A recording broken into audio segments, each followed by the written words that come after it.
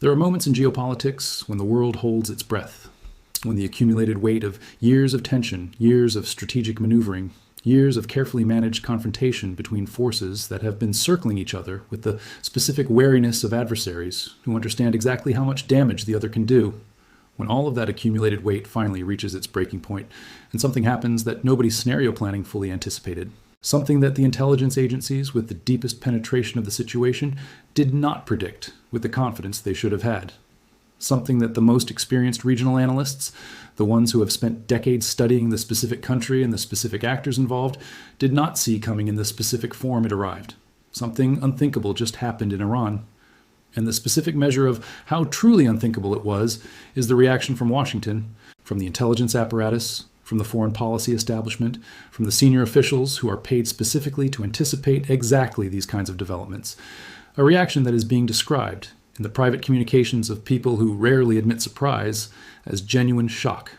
Not the managed diplomatic surprise that governments perform for public consumption when events diverge from stated expectations. Genuine, institutional, this was not in our model's surprise. The United States did not expect this, not the general direction of the development, which fits within the broader trajectory of Iranian instability that American analysts have been tracking. But the specific form, the specific speed, the specific combination of elements that has produced an outcome that falls outside the confidence intervals of every scenario, that American intelligence and policy planning had treated as the realistic range of possibilities. That gap, the gap between what was anticipated and what has actually occurred, is itself one of the most important things about this story, because it tells us something about the nature of the moment Iran is in, about the specific dynamics that are operating within the Iranian political system right now, and about the degree to which the assumptions that have organized outside engagement with Iran, the assumptions about the system's resilience, about the pace of its internal dynamics, and about the specific conditions under which the Islamic Republic's foundational architecture can be disrupted, need to be comprehensively revised. What happened? Let's establish that with the precision this story demands, drawing on what is documented, what is credibly sourced, and what is being assessed from the convergent behavioral signals that analysts on multiple continents are processing simultaneously. What happened is the simultaneous occurrence of three developments within the Iranian political system, that any one of which, in isolation, would have been assessed as significant. Together, in the specific form and the specific compressed time frame in which they have occurred, they constitute something that exceeds the significance of any of their individual parts by a factor that the additive model of strategic assessment does not capture. The first development is the health crisis of Supreme Leader Khamenei, reaching a stage whose acute severity has become impossible to contain within the restricted information environment that the Islamic Republic maintains around leadership health. Sources with direct access to the medical management of the Supreme Leader's condition, sources whose reliability has been established through previous accurate reporting on Iranian leadership health, are indicating that the condition has moved from the chronic management phase that the previous analysis described to an acute phase whose timeline implications have been communicated to the senior leadership of the Revolutionary Guard in terms that have changed their behavioral calculus in specific and visible ways. The Guard commanders know that the succession is not a matter of years. The adjustments in their behavior are the behavioral expression of men who have been told that the timeline is shorter than previously assessed and who are acting accordingly. The second development is the emergence within Iran of something that the Islamic Republic has spent 45 years building its security apparatus to prevent: a coordinated, cross-institutional expression of dissatisfaction with the current trajectory of the system that involves actors who are not dissidents, not reformists, not members of the opposition, whose alienation from the system has been a long-standing feature of Iranian political life. What is emerging is dissatisfaction from within, from figures who built their careers within the system, who benefited from its structures and its patronage, and who are now, in the specific conditions of leadership succession and strategic failure, finding that their loyalty to the system's survival does not translate into unconditional support for the specific direction in which the current institutional momentum is carrying it. This is not a coup. It is not an organized conspiracy with a defined leadership structure and a defined timeline. It is something more diffuse and in some ways more dangerous, the collective expression of an institutional unease that is finding voice through the specific channels that authoritarian systems have difficulty suppressing when the expression comes from within the system rather than from outside it. The specific content of that unease, about the nuclear program's trajectory, about the management of the regional proxy network's failures, about the succession process, and the specific candidates whose elevation would represent different futures for the system and for the individuals embedded within it, is circulating through the Iranian political establishment in ways that the information management apparatus is struggling to contain. The third development is the external pressure dimension, reaching a new threshold of intensity that is interacting with the internal instability in ways that compound both.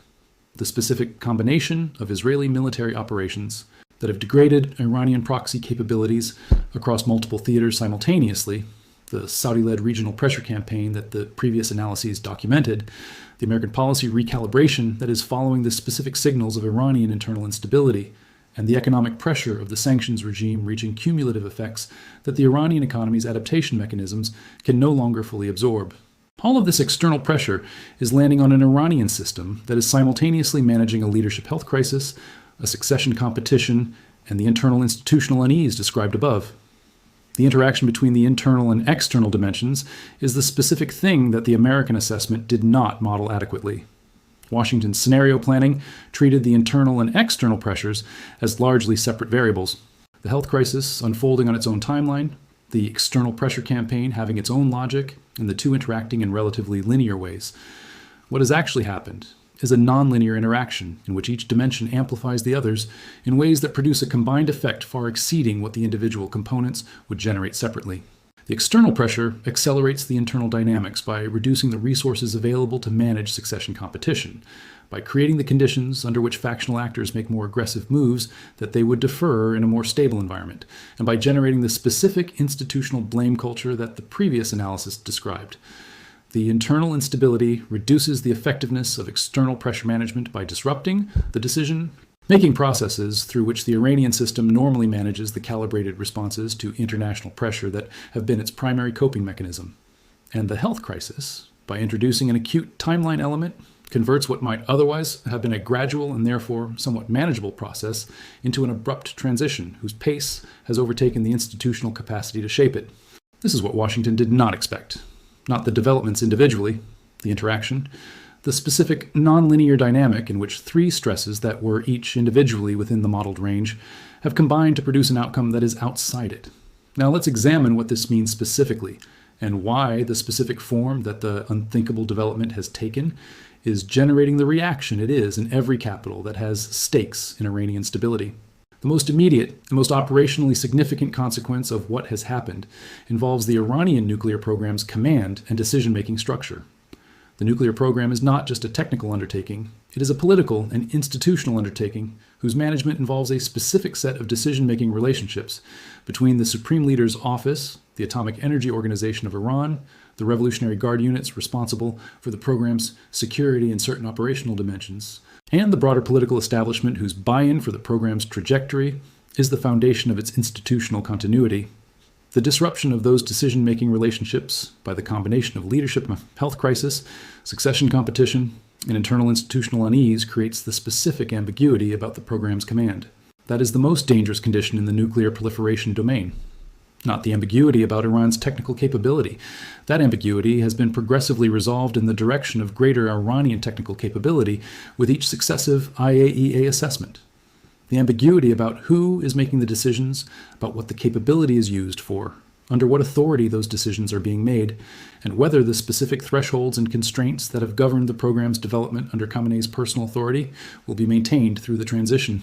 This ambiguity is generating the specific alarm within American, Israeli, and Saudi intelligence assessments that the general category of Iranian internal instability by itself would not generate.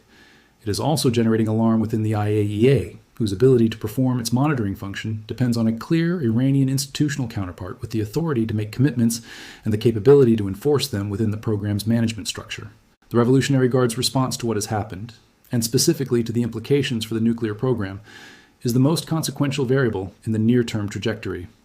The Guard has always had a relationship with the nuclear program that has been partially opaque to outside observers. Its security role is acknowledged. Its operational involvement in certain dimensions of the program has been assessed by Western intelligence with varying degrees of confidence. But the specific degree to which Guard commanders see the nuclear program as a Guard institutional asset, something to be leveraged for Guard institutional interests in the succession process, as opposed to a national strategic asset whose management should be insulated from succession politics, is a distinction that the current crisis is forcing into clarity in ways that the previous stability obscured. If Guard commanders are treating the nuclear program as a succession bargaining chip, as a source of institutional leverage to be deployed in the competition for post-succession positioning, the implications for the international community's ability to manage the nuclear question through the kind of diplomatic engagement that has characterized previous periods of Iranian international negotiation are severe. You cannot negotiate about a program whose management is itself the subject of an internal political competition among parties whose primary interest is not the international nuclear equation, but their own institutional survival and advancement. Israel's response to what has happened in Iran is the response that most directly affects the near-term military risk. Israel has been maintaining a military readiness posture calibrated for potential action against Iranian nuclear facilities for the entirety of the period that the Iranian nuclear program has been developing toward the threshold of weapons capability. The specific decisions about whether and when to execute against that threat depend on assessments of both the threat's imminence and the window available for action that would be effective. The disruption of Iranian institutional coherence by what has happened creates a specific Israeli assessment challenge. On one hand, institutional disruption might be assessed as reducing Iranian capacity for coordinated response to Israeli action, creating a window in which Israeli strikes might be executed with less coherent Iranian military response than would be available against a more institutionally stable adversary. On the other hand, institutional disruption in a nuclear-capable adversary creates the specific risk of miscalculation and of actions by elements within the Iranian system. Revolutionary Guard units operating with disrupted command authority, individuals within the nuclear program making decisions outside the normal decision-making structure that could produce exactly the escalatory outcomes that all responsible actors are trying to avoid. Israel's military and political leadership is working through this assessment in real time, with the specific urgency of a state whose strategic doctrine treats a nuclear-armed Iran as an existential threat, and whose decision-making window is determined by technical progress, whose timeline the instability may be affecting in either direction. The American response has involved the immediate activation of the communication channels and diplomatic frameworks that Washington maintains for exactly this kind of escalatory risk management. The back-channel communications with Iranian parties who are capable of receiving messages even when formal diplomatic engagement is not operative. The direct communications with Israeli leadership about the specific American assessment of the situation and the specific American concerns about escalatory action and the emergency coordination with Gulf partners whose own security calculations are being recalibrated in real time. The specific American message to Israel, which is not being communicated publicly but whose content can be inferred from the behavioral signals of American diplomatic activity, involves a combination of shared alarm about the Iranian situation, specific American concerns about the escalatory risks of Israeli military action in the current environment, and the specific American request for coordination and consultation before any Israeli decision to act militarily. The American-Israeli relationship around Iranian military action has always been one of the most complex and most carefully managed in the American diplomatic portfolio. The combination of shared strategic interest in preventing Iranian nuclear capability with specific American concerns about the regional consequences of Israeli military action has required continuous active management that the current crisis has intensified. China's response is being managed through the specific institutional channels that Beijing maintains for exactly this kind of Iranian instability scenario. Chinese engagement with the Iranian succession, with its economic interests in the Iranian relationship, with its broader strategic interest in maintaining Iran as a functional partner in Chinese competition with American regional influence, is intensive and is being conducted with the urgency of an actor that understands that what happens in the next period of Iranian political transition will shape the Chinese-Iranian relationship for a generation. Beijing's specific concern is not the same as Washington's or Jerusalem's. China is not primarily alarmed about the nuclear weapons dimension of what is happening. China's stated position on Iranian nuclear development has always been more tolerant of Iranian nuclear progress than the American or Israeli positions, calibrated by China's interest in Iran as a partner and by its opposition to the specific American-led sanctions regime whose purpose is nuclear containment. China's alarm is about the instability dimension, about the specific risk that Iranian internal chaos disrupts the economic relationships, the energy supply chains, and the strategic partnerships that constitute Chinese equities in Iran.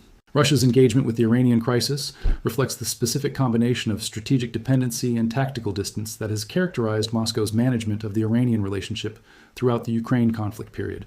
Russia has needed Iranian cooperation, the drone technology, the munitions, the specific operational support that Iranian assistance has provided to Russian military operations, in ways that have given Iran leverage over Russian strategic behavior that Moscow finds uncomfortable but cannot currently afford to resist. The specific risk that Iranian instability disrupts that cooperation, That the succession chaos creates a period in which Iranian assistance to Russian military operations is disrupted or reconsidered by new decision makers is a risk that Russian military planners are incorporating into their operational planning with the urgency that the Ukrainian battlefield situation demands. Now let's examine the people dimension of this story, the human reality of what is happening inside Iran beyond the geopolitical calculations of the external powers. The Iranian population, 90 million people who have been living under the specific combination of external sanctions pressure, internal political repression, and economic deterioration that the Islamic Republic's governance has produced over 4 decades, is experiencing the current crisis from the inside in ways that the geopolitical analysis does not capture. The specific relationship between the Iranian population and its regime has been one of the most complex and most consistently misunderstood elements of Iranian politics. The Islamic Republic is not simply a foreign imposition on a people who would otherwise be different. It has roots in Iranian society, in the specific religious and revolutionary currents that shaped the 1979 revolution, and in the 45 years of institutional development that have given it social as well as coercive foundations. But those foundations have been eroding through the specific failures of the regime's promises, through the economic deterioration that has reduced living standards for a population that remembers better times, through the political repression that has reached into the educated and professional classes that the regime's own development investments produced, and through the specific generational change that has created a young Iranian population whose relationship to the revolutionary ideology of 1979 is one of distance rather than identification. The current crisis, the visible evidence of leadership health deterioration, the departure of senior officials, the succession maneuvering that is increasingly difficult to conceal from a population that has smartphones and VPNs and connections to the Iranian diaspora that provides an alternative information environment to state media, is being processed by the Iranian population through the specific lens of their own accumulated experience of the system's failures and their own assessment of what different futures might look like. There is no organized mass uprising waiting to emerge from this crisis. The 2022 Mahsa Amini protests demonstrated both the genuine depth of popular alienation from the regime and the regime's continued capacity for effective repression of mass mobilization. The coercive apparatus that the Islamic Republic has built is extensive and has demonstrated resilience against street protest that the optimism of the international community about popular uprisings consistently underestimates. But there is something else happening, something less dramatic than uprising, but potentially more durable in its consequences. A withdrawal of consent that is visible in the declining participation in regime-organized public events, in the specific forms of passive resistance that populations under authoritarian governance develop when active resistance is too dangerous, and in the specific way that a society begins to behave when it has concluded, not in any organized or articulated way, but in the accumulated individual decisions of millions of people, that the system governing it has lost whatever legitimacy it once possessed. That withdrawal of consent is not a military or a political force in the immediate sense. It does not topple governments or determine succession outcomes. But it shapes the environment within which the power struggles among elite factions play out, and it affects the specific calculations of the individuals within the system who are making the decisions that will determine what comes next. The knowledge that the population is not with you, that the coercive apparatus is the primary instrument of governance because the legitimating instruments have been exhausted, shapes the psychology of the decision makers in ways that their own self-presentation does not reveal, but that their behavior expresses. What comes next in Iran? The specific trajectory from this moment of unthinkable development through whatever the succession process ultimately produces is the question that every actor with stakes in the outcome is trying to answer. And honest analysis requires acknowledging that the answer is more genuinely uncertain now than it has been at any point since the Islamic Republic's founding. The Islamic Republic could survive this, could demonstrate the specific resilience that authoritarian systems with extensive coercive apparatus have demonstrated historically, could manage the succession in ways that produce a new leadership with enough institutional coherence to continue the system's basic functioning, and could emerge from the current crisis with its foundational structures intact, if significantly modified. This is not a scenario that should be dismissed. Authoritarian systems have a documented capacity for surviving crises that appear from the outside to be terminal. The Islamic Republic could undergo a significant transformation, not through popular uprising or military coup in the dramatic sense, but through the specific process of institutional reconfiguration that succession crises in authoritarian systems sometimes produce.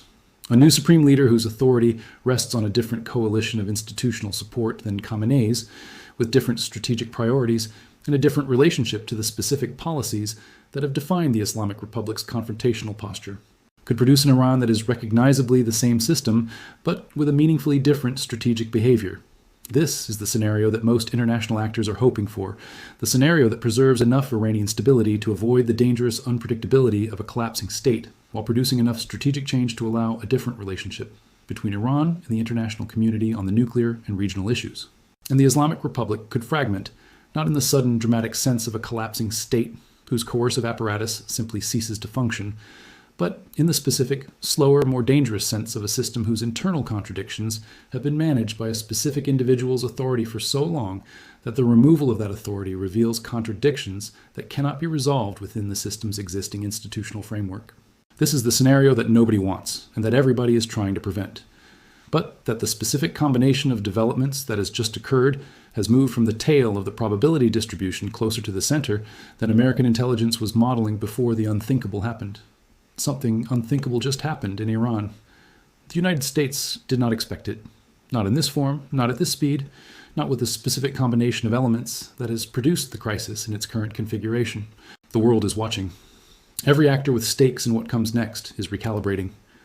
And Iran, the Islamic Republic, that has been one of the most consequential and most dangerous actors in the international system for 45 years, is in the most uncertain moment of its existence. The unthinkable has happened. The question now is what the unthinkable leads to. And the honest answer, the answer that the evidence demands, rather than the answer that the desire for predictability might prefer, is that nobody, not Washington, not Jerusalem, not Beijing, not the men competing for the supreme leadership in Tehran, knows for certain.